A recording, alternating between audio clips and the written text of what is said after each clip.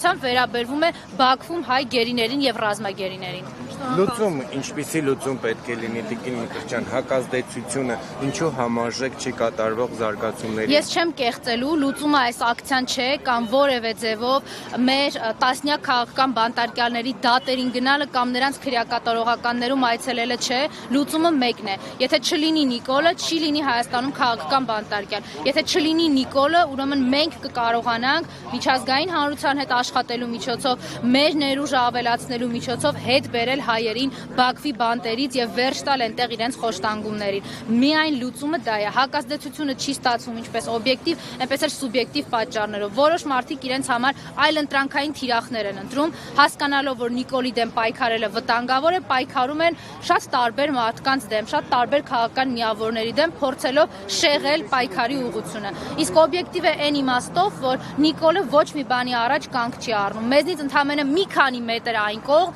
մի քանի տարի առաջ իր հրամանով նռնակներ են նետել Հայաստանի քաղաքացիների վրա, պատճառելով մարմնական անդառնալի վնասվածքներ, խեղումներ, առողջությանը ծանր վնասներ եւ որևէ մեկը դրա մասին անգամ չի խոսել, մի քրեական գործ էլ չկա որևէ ոստիկանի նկատմամբ։ Շնորհակալություն։